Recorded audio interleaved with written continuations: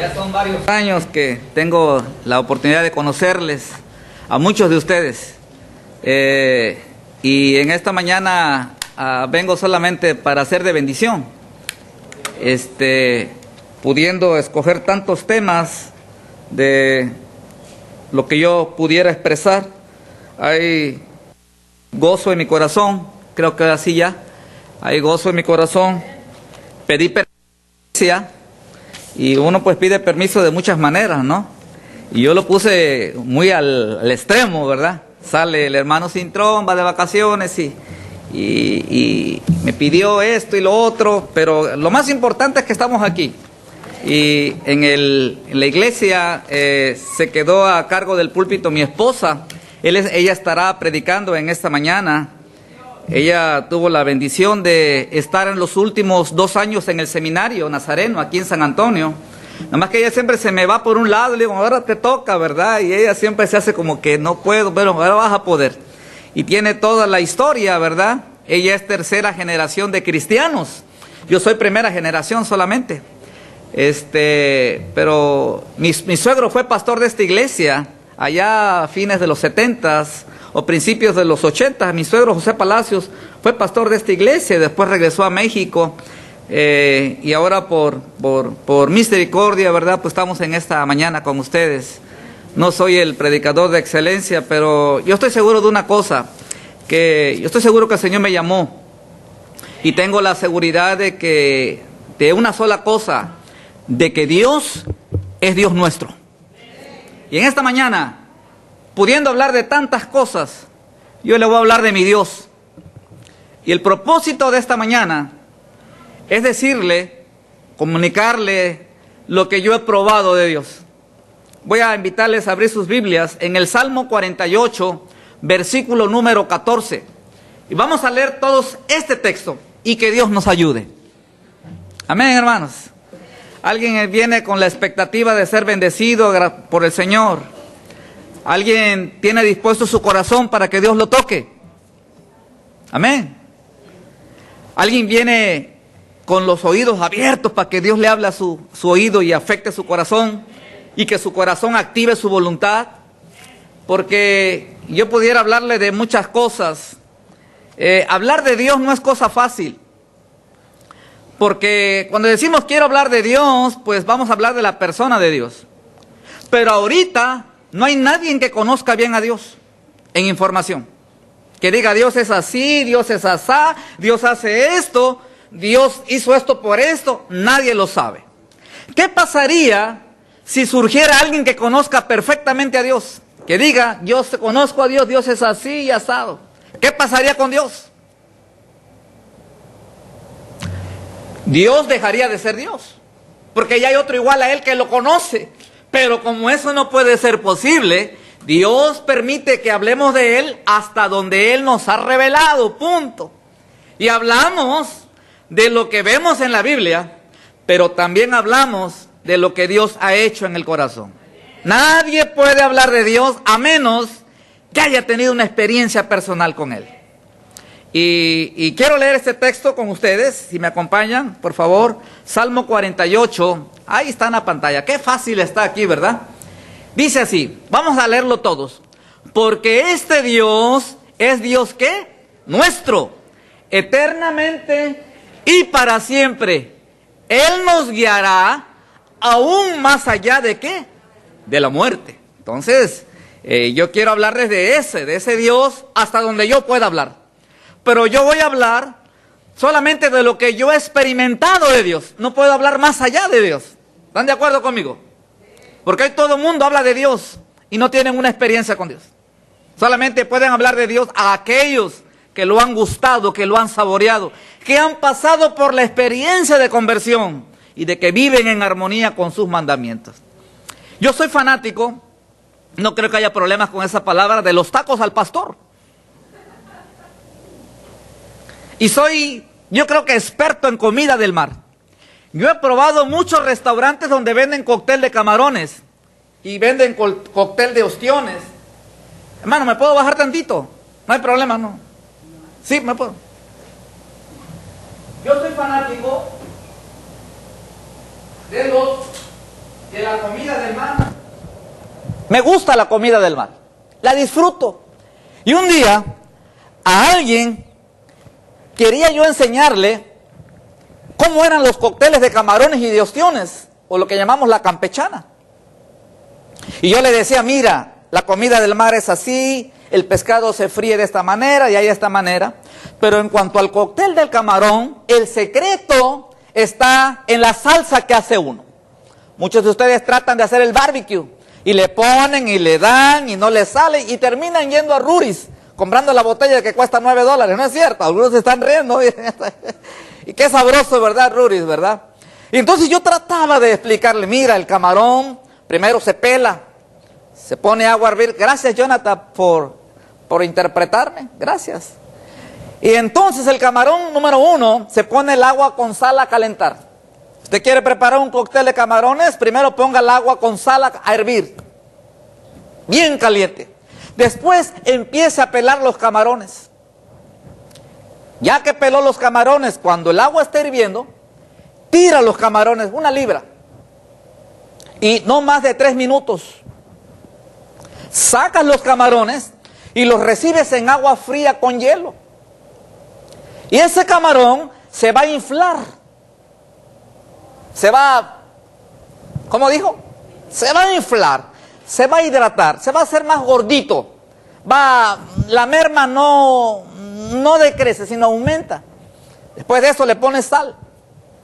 Agarras el ostión, le pones el agua, sacas el agua del ostión y agarras 1/3 de 1 litro de Orange Crush y revuelves el agua del ostión, más o menos 1 taza, con el Orange Crush. Después de eso compras salsa de tomate, de esa ketchup, y la revuelves, 2 tazas de ketchup y la revuelves. Si puedes, le pones 2 cucharaditas de naranja y lo revuelves. Y según tu bouquet, tu sabor, dice, ya está al punto. Y él me estaba mirando así, pero con una interrogación, como diciendo, no sé lo que me estás hablando. Después de eso, agarras, picas jitomate, chile, cebolla, cilantro, todo lo que ustedes quieran. Y aguacate, pero tienen que ser de México. Pones el camarón, lo que tú quieras, y el ostión, lo que tú quieras ponerle. Agarras el dip que hiciste, la salsa, y se la viertes al cóctel. La adornas con trocitos de aguacate. Luego le pones aceite de oliva, aceite virgen de oliva, y le exprimes 2 limones. Y le pones salsa Tamazula, Luisiana, la que tú quieras. Aceite de oliva, y se sirve con galletas. El hombre me estaba viendo así como diciendo, no entiendo lo que me estás diciendo. Pero cuando lo probé, yo lo anduve, lo traje por un lugar por allá y provoqué que él tuviera hambre. Y cuando ya llegamos a la casa, ¿verdad? Ahora sí, siéntate. Vamos a hacer algo de lo que yo te había comentado. Y hermanos, cuando él agarró el vaso con los ostiones, con el camarón, con el dip, con todo, le digo, esto se sirve así, mira, y cómelo. Y agarró el hombre, agarró una galleta y una cucharada de y se quedó así. Y dije, no le gustó, porque estaba moviendo la cabeza. Y agarró la cuchara, la tiró y se la empezó a... Esto está delicioso, dice. Te doy $100 porque me hagas 2. No le digas mucho, le digo, puedes darme menos. Y lo hacemos cuando tú quieras, ¿verdad? No es lo mismo hablarte de Dios a que tú experimentes a Dios. No es lo mismo que tu papá, tu mamá tenga experiencia de salvación, a menos que tú pruebes a Dios con tu propia experiencia. Nadie puede conocer a Dios a menos que no lo pruebe, que no lo saboree, que no lo sienta. Y en ese momento tú vas a reconocer quién es Dios. En esta mañana yo quiero hablarles de el Dios nuestro. El texto del Salmo 48, versículo 14 dice, este Dios es nuestro eternamente y para siempre, ¿verdad? Él nos guiará aún más allá de la muerte. ¿Será acaso posible que el hombre se esté liberando de Dios en esta generación? Estamos viviendo ya el siglo XXI. No siglo XX, siglo XXI. Los valores están cayendo. Están surgiendo muchas iglesias. Una advertencia y una guianza. No se deje impresionar por iglesias de 1000, 2000, 3000. No se deje impresionar por eso. La iglesia del Nuevo Testamento eran grupos pequeños como los de nosotros. El número, aunque es importante, ha trastornado muchos líderes. Pero aquí, aunque hagamos 20, 30, 40, si reconocemos quién es este Dios, tenemos todo asegurado, hermanos. Este Dios no es tan solo un Dios para el presente, es un Dios para mañana. Es un Dios eternamente. Leí en una revista, no hace muy poco, leí una revista que hablaba del Dios de la cristiandad, el Dios de la Biblia, el Dios de la historia. Y decía esta revista, y lo digo, Tan Life, dice, este Dios de ahorita, dice, es inadecuado y ya es obsoleto, quiere decir que no funciona. Yo me quedé, hermanos, tengo 2 años que leí ese artículo. Me dejó, no impresionado, porque yo sé lo que está pasando. Estamos viviendo una etapa muy difícil, donde los valores morales están cayendo, hermanos. Con un alto índice, número de todo lo que usted quiera. La iglesia presbiteriana está ordenando ministros homosexuales ya. El año pasado ordenaron 65. La iglesia metodista está en crisis también. Se fueron por el otro lado. Y está surgiendo un movimiento aquí y uno dice, tanto movimiento, pues ¿dónde está el Dios nuestro? El Dios que hemos probado, que nos ha probado, que nos ha sacado, que nos ha bendecido, que nos ha fortalecido. Quiero decirle que ese Dios sigue muy sentadito en su trono. Cuando yo leí eso, yo me fui a textos como el que hemos leído, porque este Dios es Dios nuestro, eternamente y para siempre, y Él nos guiará aún más allá de la muerte. Estamos viviendo la etapa de que todo es relativo. Ejemplo, aún la palabra relativo es relativa. Algunos pueden decir hace frío. Posiblemente algunos digan, bueno, es relativo, yo siento calor. Alguien dice, la banca me incomoda. Alguien puede decir, bueno, para mí está confortable. Alguien puede decir, esta ropa que uso es muy caliente. Alguien dice, no, para mí sería fabuloso. Todo es relativo. Aún la forma de ver a Dios. Pero el relativismo no debe de afectar nuestra percepción de quién es Dios. Dios es Dios. Gracias a Dios nosotros tenemos un buen concepto, una buena norma bíblica, la Iglesia Nazareno. Es de las pocas denominaciones que se han mantenido guardando sus estatutos de quién es Dios para nosotros. Apenas estoy comenzando en esta mañana, quiero decirles también, yo soy muy dado algunas veces a estar checando algunas cosas y traerlo a la vida moderna. Pero hace muchos años, ya en el capítulo número 11 del libro de Génesis, hombres sin entendimiento hicieron una cúpula, una torre que llegara al cielo. ¿Saben por qué?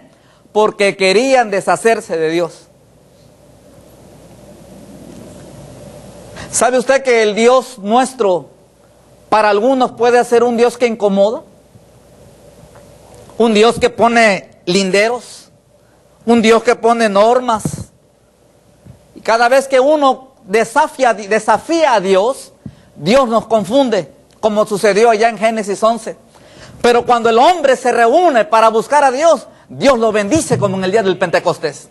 Dios aclara su mente, Dios abre su corazón y Dios trae bendición. Tantas cosas, ¿verdad? Y otra vez, estamos otra vez en las llanuras del monte Sinaí en esta generación. El hombre ha llegado a esa cúpula se está clonando ahora. ¿Qué es la clonación? Obtener un embrión con fines terapéuticos, fines de ciencia, pero se está tocando ya el árbol de la vida. Cuando esa célula primitiva genera una vida, son cosas que están detrás de todo esto. Hace muchos años, hace unos 300 años, después de la última batalla de Napoleón Bonaparte, allá en Francia, hicieron una diosa, una estatua. Gracias a Dios que esa estatua era la estatua de la razón, y cayó. En el 1940, un hombre muy pensador llamado Federico Nietzsche, él hablaba que Dios había muerto. Y él pronunció algo. Dijo, para el siglo XXI no habrá Biblias en el mundo, estarán en los museos. Y ahora la Biblia, el lugar donde él dijo eso, ahora es la imprenta, la fabricación de Biblias más grande de todo el mundo. Voltaire no se pensó que ahora lo que él escribió, nadie quiere leer las tonteras que él escribió. Ni aun Darwin, está en la basura, nadie lee eso. Pero la Biblia sigue siendo leída, gracias a Dios. Hasta en forma electrónica, y no hay problema, pero la Biblia sigue siendo vigente. Y Dios sigue siendo Dios. Gracias a Dios porque todavía hay creyentes, ¿verdad?, que están creyendo en este Dios de nosotros. Qué hermoso, hermanos, pensar que Dios todavía sigue en su precioso trono. Que Dios sigue gobernando la iglesia. Que este Dios es Dios nuestro eternamente y para siempre, y que Él nos guiará más allá de la muerte. Este es el Dios que una vez que se mete, no se quiere salir. ¿Sabe usted que cuando el cristiano comete un error, el Espíritu Santo se pone triste? Alguien me preguntaba en la escuela dominical, ¿cuándo entra el Espíritu Santo a nuestro corazón y cuándo se sale? Bueno, el Espíritu Santo entra en el momento que nos convertimos y nos arrepentimos. Ahí entra el Espíritu Santo. ¿Y cuándo se sale? Bueno, no se te sale a menos que abandones a Dios, como pasó con Saúl, que el Espíritu de Dios se alejó de él. Saúl perdió el trono, Saúl perdió el reino, y Dios quitó su presencia de él. Hasta ese momento estamos en conflicto, pero antes Dios sigue bien metido dentro de nosotros y esperando, y la intención de Dios es meterse bien hasta cautivar todo tu pensamiento, tu corazón, tu mente, y puedas decir, porque este Dios es Dios ¿qué? ¿Cómo dijimos? Dios nuestro.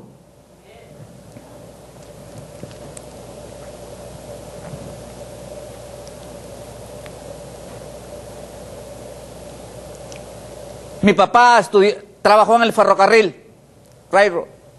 Era maquinista de caminos, engineer. Y a mí siempre me atrajo la locomotora, el tren, la máquina. Mis juguetes, aunque no lo quiera de grande, los compro todavía. Los trenecitos. Siempre me lo compraron de niño. Pero cuando se inventó la locomotora,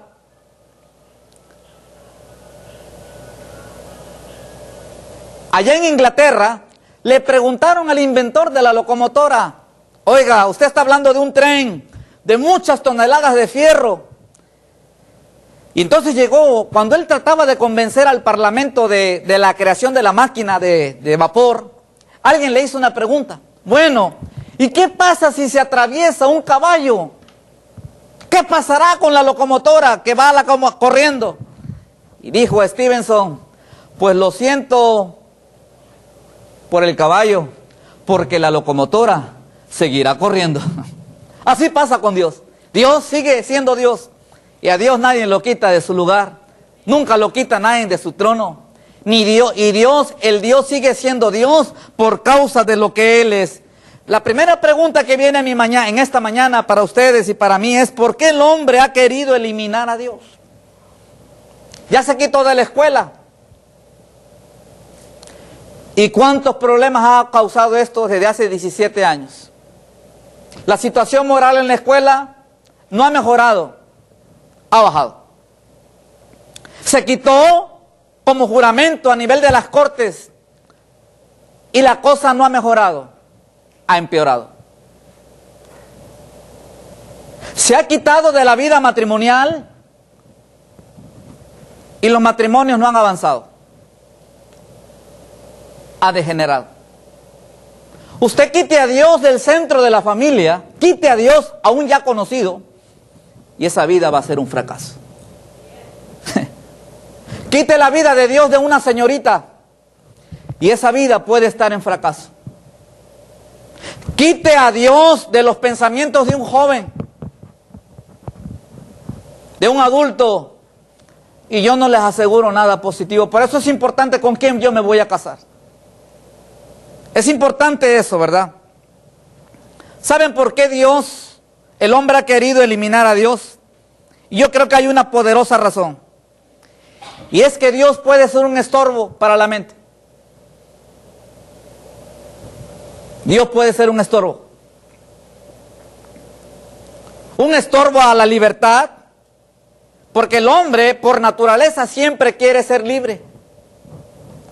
Nosotros por naturaleza, sin hablarnos de cristianismo, somos libres. Esa es una bendición que nadie nos la quita, ni aun Dios. Tenemos libertad. Pablo dice, tengan cuidado de su libertad, que no se convierta en libertinaje. Y ahí habla de las consecuencias. El libro de Eclesiastés, capítulo 12, dice, joven, alégrate en tu juventud, tome placer tu corazón en los... Dale rienda suelta a tus deseos. Haz lo que quieras.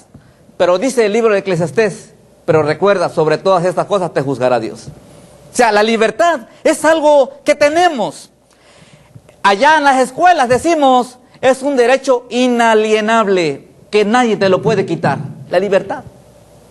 Pero la libertad ha ido aún más allá. Dios, para el hombre que no conoce a Dios, es un estorbo. Dostoyevsky decía, y Zaratustra hablaban del Dios muerto, que Dios había muerto y no sé qué, ¿verdad? Nietzsche habló del hombre feo. Había una novela, se la recomiendo, una de las novelas de Federico Nietzsche, un ateo. Pero él en una de sus novelas escribía el hombre feo. Y un hombre le pregunta, oye, ¿por qué el hombre feo se asustó? Dice, es que en la conciencia, dice que el hombre feísimo, dice, el hombre feo tenía que morir. Dice, ese hombre feo me veía con unos ojos que todo lo veían, hasta lo más fundamental, hasta lo más profundo. Y Nietzsche tenía razón en su novela. Un Dios es un Dios que todo lo ve, que todo lo olfatea. Y es un estorbo a la conciencia. Gracias a Dios porque tenemos conciencia. La conciencia o nos aplaude o nos dice que algo está bien. Por eso, hermanos, cuando uno conoce a Dios, cuando uno descansa, cuando los pecados son perdonados, la conciencia está estable. Gracias a Dios por la conciencia. Nos recrimina o nos aplaude. Por eso dice la palabra de Dios en Romanos, que Dios desecha todo temor. Y Dios manda a su Espíritu Santo para desplazar todo temor. Y ya no hay temor. Hay carestía. ¿Qué importa? Dios proveerá. ¿Qué importa el diagnóstico del doctor? Cáncer y te vas a morir. Bueno, falta lo que digan allá, el Dios nuestro, y falta lo que yo diga también. ¿Dónde está el temor? Cuando hay pérdida de empleo, bueno, Dios proveerá. Cuando hay alguna situación de emergencia en la familia, bueno, Dios va a resolver las cosas. Recuerde que Dios es el Dios de lo imposible. Ese es el Dios nuestro, un Dios hermoso que todos tenemos y que queremos decir. Pero le voy a hablar del otro aspecto del estudio de la persona de Dios en este tiempo. ¿De qué valdría, hermanos, amigos, un Dios comodín? Un Dios para los días claros y los días sonrientes. Que cuando el cielo se oscurece, ese Dios no aparece. Que cuando hay tempestad, ese Dios está muy tranquilito, sentado en su trono. No, Dios es el Dios que imparte seguridad. Dios es el Dios que imparte paz. En una ocasión estaban los discípulos, estaban en una barca y vino una tempestad tremenda. Y el barco como que se hundía. Y Pedro, que era muy llorón, de repente, el Señor, muy tranquilo, por causa de la humanidad de Jesús, Jesús está bien dormidito, hermanos, en la proa es donde está la cosa, está ahí, y está el Señor. Por causa de su humanidad, Él se cansa. Y Él tiene que dormir como cualquiera de nosotros. Pero cuando viene la tempestad, todos los discípulos están corriendo para un lado y para el otro lado. Y de repente vemos a Jesús bien sentadito, dormido. Y viene Pedro o quien haya sido. Señor, despierta. ¿Qué no te das cuenta que morimos? ¿Que nos ahogamos? A veces Jesús está muy dormido. Y hay que despertarlo. Cuando un niño está sin hacer nada, ¿qué hace un niño cuando no está haciendo nada? Se duerme. Pero a Cristo hay que incluirlo en nuestras vidas, en nuestras tempestades. Cuando la barca está, y hay que incluir a Cristo para todo. Ese es el Dios nuestro. Dios no es un Dios comodín, ¿verdad? Dios, hermanos, no es un Dios que no pone imperativos a la vida. ¿Me estoy dando a entender? Un imperativo es una orden. Dios no es el Dios que no demanda, que no exige. Ese es el Dios de ahorita. Allá afuera, no aquí. Ese es el Dios que no pone límites. Ese es el Dios que todo lo tolera. No, ese no es Dios nuestro. El Dios nuestro es un Dios completamente diferente. Es un Dios que reclama la vida. Por eso al cuerpo hay que cuidarlo. Repita conmigo, al cuerpo hay que cuidarlo. ¿Cómo Dios va a habitar en un cuerpo que le meten tantas cosas? ¿El Espíritu de Dios morará ahí? Lo dudo. Dice la Biblia que nuestro cuerpo es templo del Espíritu Santo. Este Dios nuestro es el Dios que dice que el cuerpo es templo del Espíritu. Cuidado, jovencitos en la escuela. A los 9 años ya se está probando marihuana. Y las niñas a los 11, 12 años, dicen las estadísticas que ya están probando otras cosas. Pero ese no es el Dios que nosotros vemos. El Dios nuestro es aquel que dice que al cuerpo hay que cuidarlo. Al cuerpo hay que proveerlo, al cuerpo hay que adornarlo, al cuerpo hay que lavarlo y al cuerpo hay que evitar meterle cosas porque si no, ahí no habita el Espíritu de Dios. El templo, el cuerpo es templo del Espíritu Santo. A la mente no se le pueden meter ciertas cosas. Nunca piense mal de las personas, siempre piense bien de las personas. Amén, hermanos. Nunca diga nada bueno que no tenga que decir de una persona. Siempre diga lo bueno. Lo malo, nunca diga nada malo de las personas. Siempre hable de lo bueno. Siempre es buena persona, nunca diga lo malo. Siempre lo positivo, ¿verdad? Pablo habla de la sanidad de la mente cuando dice que cuando él habla de que si hay alguna cosa de bendición, si algo de elogio, algo de bendición, dice todo lo amable, todo lo bueno. En esto pensad, Pablo habla de el Dios que nosotros creemos, es el Dios que nos habla de estas cruces. El Dios que nosotros tenemos habla de una cruz que hay que llevar. El Dios nuestro dice que hay una cruz que hay que llevar. Y la cruz, con todo el respeto, no son los problemas. La cruz no es el unemployment. La cruz no es el DWI. La cruz no son los policías. Iba a decir otra cosa, pero no la digo. La cruz es la voluntad personal de Dios para nosotros.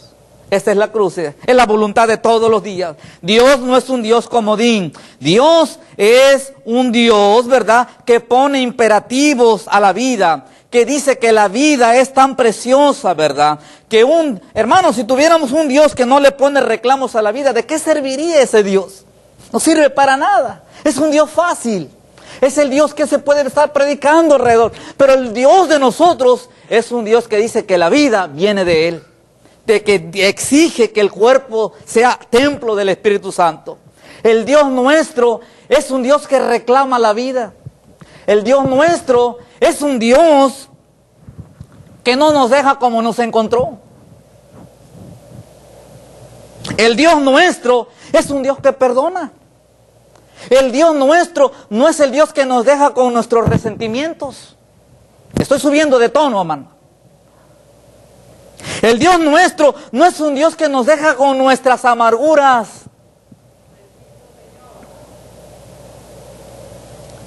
Yo tuve limitaciones de niño. Quizás los jovencitos que tengan aquí tienen todo. Yo lo perdí a los 7 años a mi padre. Mi padre ganaba mucho dinero. Era maquinista de caminos. Un viaje de ahorita, buen viaje que él hacía, eran 8 a 10 mil dólares. Cargaba explosivos en el tren. Murió, yo tenía 7 años. Y a mí me entró un coraje por la persona de Dios. Yo no creía por años en nada. Y al mismo tiempo había amargura cuando veía hogares de niños, de jovencitos que tenían a sus papás. Que venía el día de la celebración de, bueno, ya llamamos Reyes Magos, y veía con sus juguetes y yo no tenía nada. Era un niño con muchos problemas. Me iba hasta 3 meses al río, faltaba a la escuela.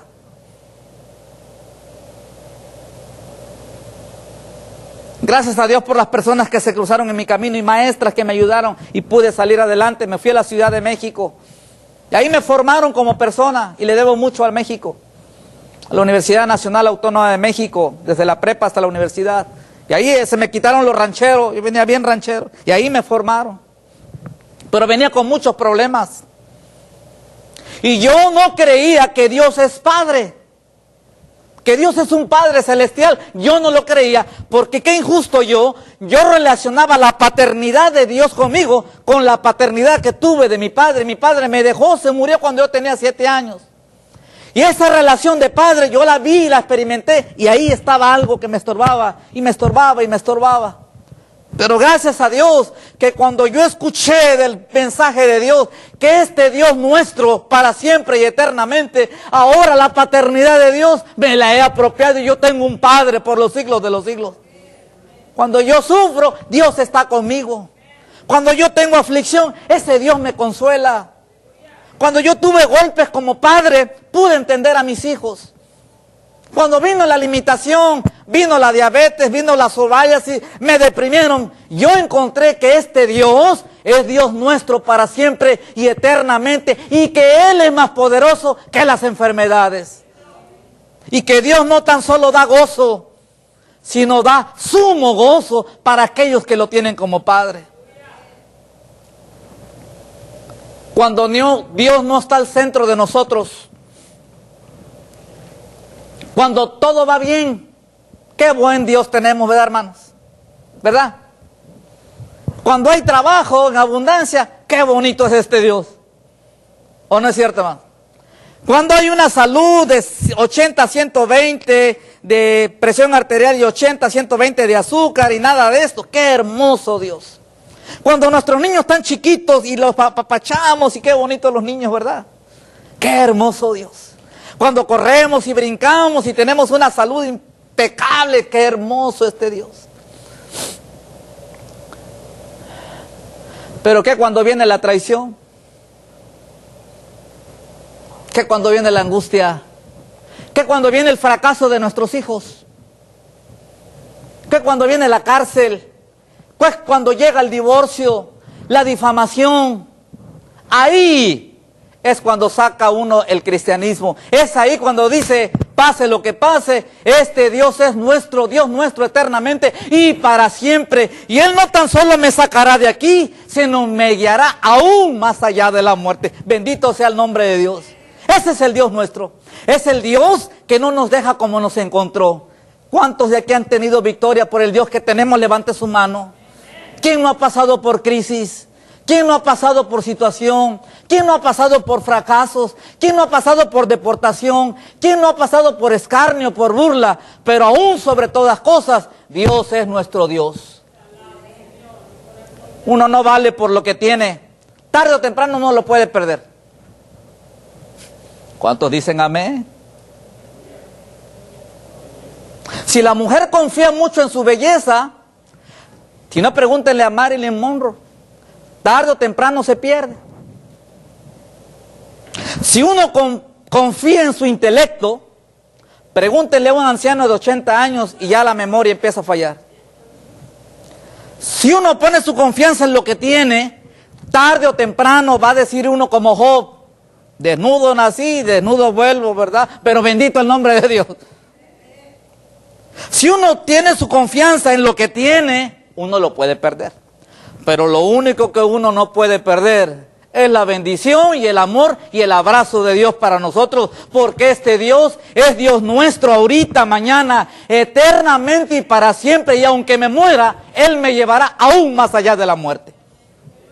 Estoy usando el mensaje en sentido pastoral, no filosófico, porque ese es otro tema también. Este hermoso, qué hermoso Dios, hermanos, el Dios que transforma el corazón. Éramos malos a veces, algunos, ustedes son buenos, yo era malo, hermano. Pero gracias a Dios que nos cambia el corazón. Un Dios que ha puesto muchos cambios. Es un Dios que ha puesto un dedo en nuestras inclinaciones. Hermanos, este Dios nuestro no es el Dios que nos deja como nos encontró. Es el Dios que opera y produce cambios en la vida del corazón. Ese es el Dios. ¿Cómo sé que alguien es cristiano? Cuando yo veo cambios que han venido al corazón. Cuando todo va bien, qué bonito este Dios, ¿verdad? Cuando hay salud, qué hermoso este Dios. Pero cuando viene la enfermedad, cuando viene el cáncer, cuando viene la jubilación, ahí demuestra uno qué tipo de Dios tiene. Hermanos, el Dios que yo tengo es el Dios que usted puede tener en esta mañana.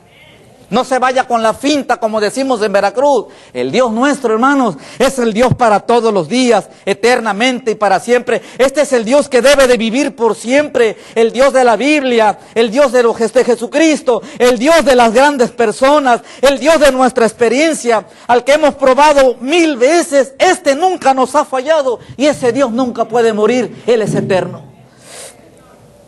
No necesitamos un nuevo Dios.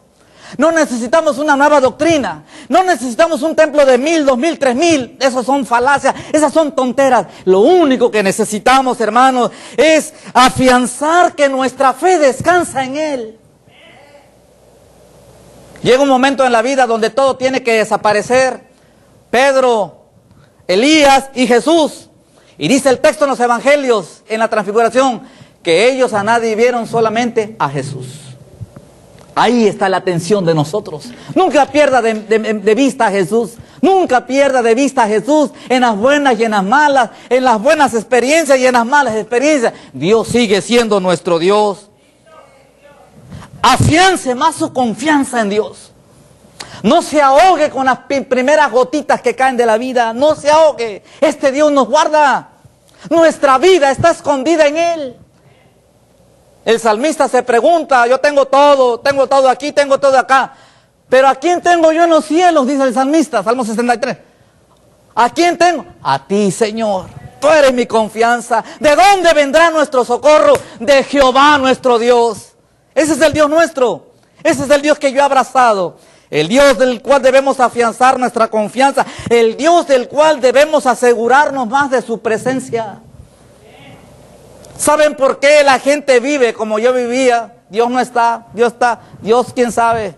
Porque no nos aseguramos de su presencia. Dios está más cerca de lo que usted piensa. Dios está con nosotros.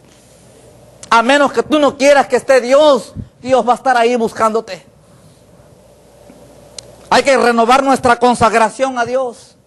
¿Qué es consagración? El servicio voluntario por causa de lo que Dios, porque Dios demanda que le sirvamos. Déjeme decirle algo. Cuando uno es salvo, automáticamente uno se compromete en servirle a Dios. Sirva a Dios en su capacidad.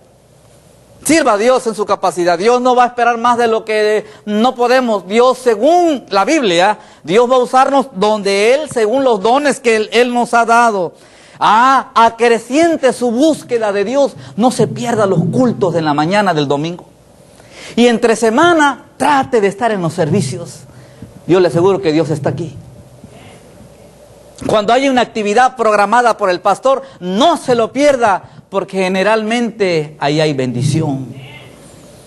Y intensifique su devoción y redoble su esfuerzo para que otros le conozcan, porque Dios vale la pena que tengamos estos lineamientos para su persona.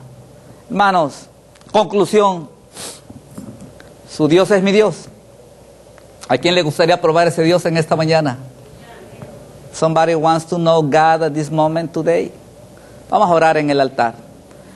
Y voy a hacer una oración en el altar. Si usted quiere Si usted quiere intensificar su devoción, su consagración, su búsqueda, su respeto, su esfuerzo para que otras le conozcan y tengan al Dios que yo tengo, yo quiero que usted lo tenga también. Vamos a orar en el altar en esta mañana. Usted ha dicho, bueno, yo he tenido limitaciones, quite limitaciones. Si alguien dice, estoy enfermo, yo estuve más enfermo, sin embargo, aquí estoy por la gracia de Dios, para su honra y para su gloria. Porque este Dios nuestro es Dios nuestro eternamente y para siempre. Y Él, solamente Él, nos guiará aún más allá de la muerte. Vamos a orar en el altar.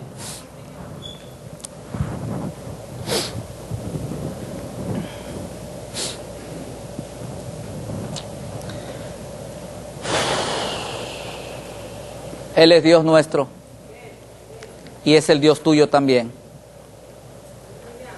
Es el Dios del joven, es el Dios de la señorita.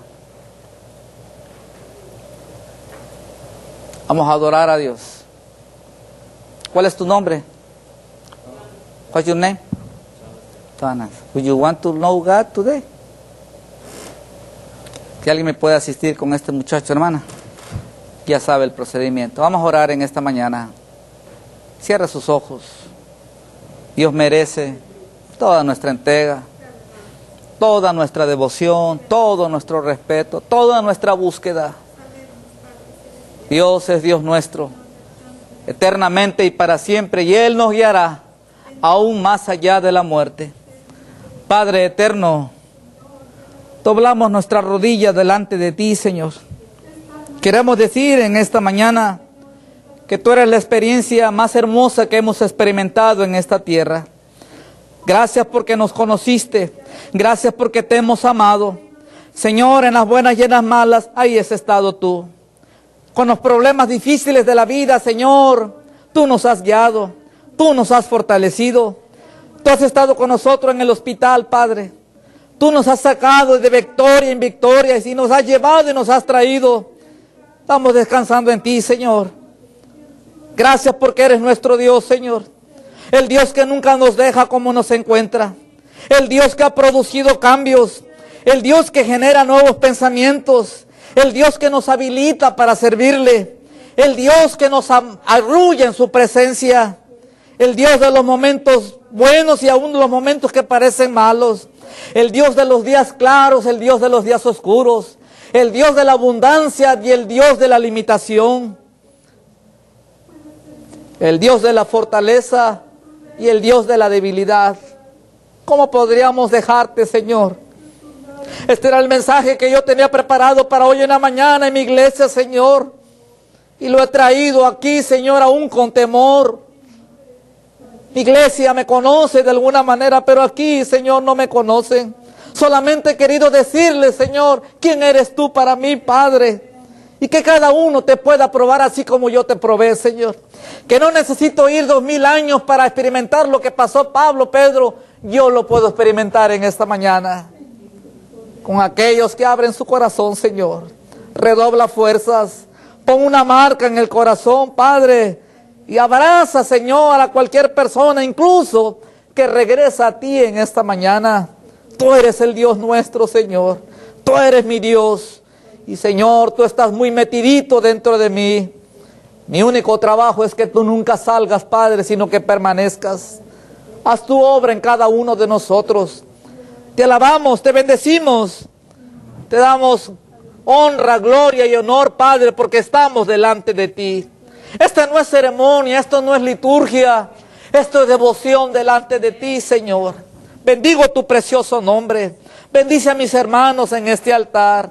Bendice al joven que está en el altar, tal vez desconcertado, Señor, en inglés o en español. Tú haz tu obra, Padre, y bendice las manos de la persona por la cual está orando, Señor.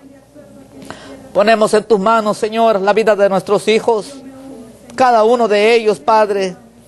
Oh, nuestros nietos, Padre, ¿qué mundo van a enfrentar nuestros nietos, Señor? ¿Qué mundo van a enfrentar nuestros niños cuando tengan 14, 16 años, Padre? Oh, Señor, solamente inculcando quién eres tú para nosotros, Padre. Dando buen ejemplo. Oh, Padre, sin ti, Señor, las virtudes no son manifiestas. Tú haces brillar el oro, Padre. Aún el barro, Señor, tú lo transformas y lo moldeas en una vasija para tu honra y para tu gloria. Celebramos tu presencia en esta mañana. Gracias por tu palabra, Señor. Bendice siempre este púlpito. Bendice a tu siervo, Padre. Tráelo con bien, con su familia. Bendice esta iglesia. Y que ellos puedan entonar a una sola voz. Este es nuestro Dios. Bendito sea, Señor.